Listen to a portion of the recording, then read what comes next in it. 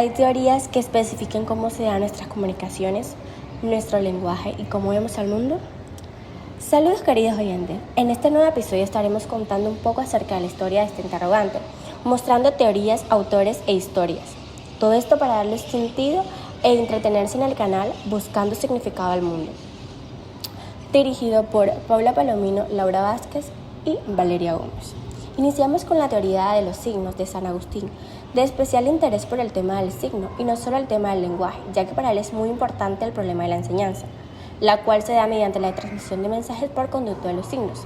Este autor da una definición del signo que se hizo famosa con la frase "es la cosa que, además de la especie, imagen", e introduce en los sentidos, hace pasar al pensamiento de otra cosa distinta. Añade ejemplos como signos naturales como la huella o el humo y signos artificiales o convencionales como el lenguaje. Por eso divide los signos en naturales y artificiales. Explica que los naturales son los que sin voluntad y sin ningún deseo de que se signifiquen, además de sí mismos, hacen conocer algo distinto de ellos, como lo hace el humo, que significa fuego. En cambio, los signos dados o artificiales son los que mutuamente se dan los vivientes para manifestar, en cuanto pueden, los movimientos de su alma o cualquier cosa que sientan o entiendan. Así, los seres humanos intercambian, además de signos sensibles, signos inteligibles. En este episodio contaremos una historia de la señora Eloísa, mi abuela. Ella actualmente tiene 83 años. Esta anécdota la ha contado a toda nuestra familia. Mi abuela comenta que tenía alrededor de 16-17 años. En ese entonces ella vivía en Plato Magdalena. La casa donde vivía era una de las más grandes en el pueblo, pero estaba retirada de la sociedad, por decirlo de alguna manera. Vivía con su mamá, papá y 4 hermanos. Recuerda que cuando estaba pequeña, por ser la menor, sus hermanos la dejaban encerrada a oscuras para molestarla, y por eso cuando llegaba la noche ella estaba todo el tiempo con una vela para poder alumbrar donde estuviera, porque en ese entonces la electricidad no llegaba muy bien al pueblo. Le daba mucho miedo la oscuridad.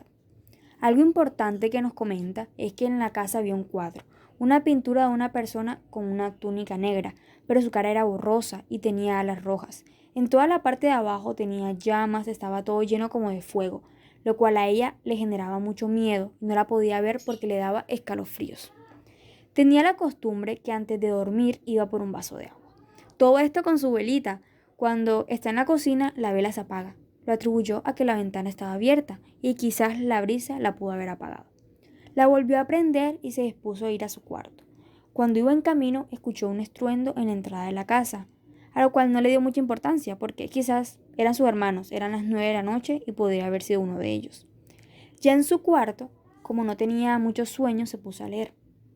No pasaron ni 5 minutos de eso cuando la vela se vuelve a apagar. Ya en este punto se asustó mucho, porque no tenía ninguna ventana abierta. La volvió a prender y con mucho miedo decidió ir a buscar a alguien, pero volvió a escuchar estrupicio en la entrada de la casa.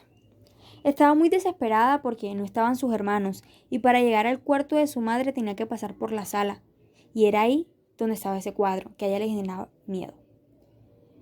Pero aún así decidió hacerlo. En camino allí, en uno de los espejos, vio el reflejo de la persona de la pintura, que a ella le daba miedo. Y parecía como si alguien había respirado muy cerca porque el espejo estaba empañado. Empezó a correr hacia el cuarto de su mamá, pero en la sala ella ve como si la persona de la pintura sale y se vuelve de un tamaño muy grande.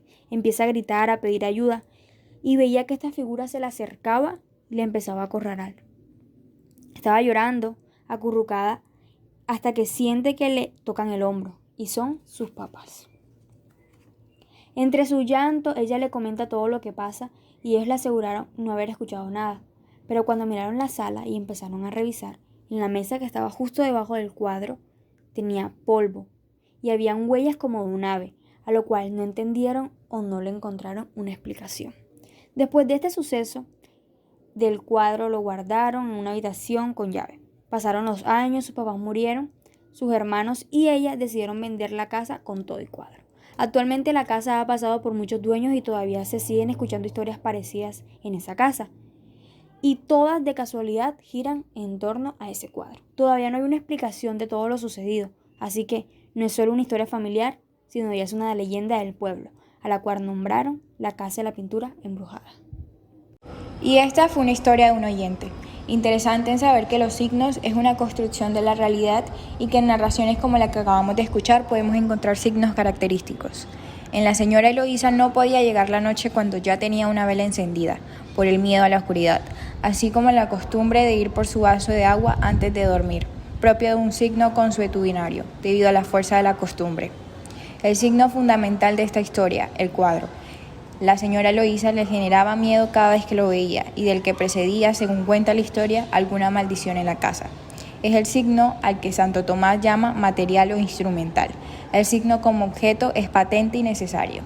Un signo algo curioso que aparece en la historia contada son las huellas de ave en el polvo debajo del cuadro, un signo natural. Y por último, pero no menos importante, el signo convencional, la cual la construye el ser humano para su propia convención. La narración en sí es un signo convencional, ya que no solo es una historia familiar, sino una leyenda del pueblo, llamándola la Casa de la Pintura Embrujada. Hasta aquí el capítulo de hoy. Muchas gracias por el oyente que nos contó su historia. Si quieren que narremos la suya, nos envían al correo buscandounsignificadoalmundo@gmail.com. Hasta la próxima.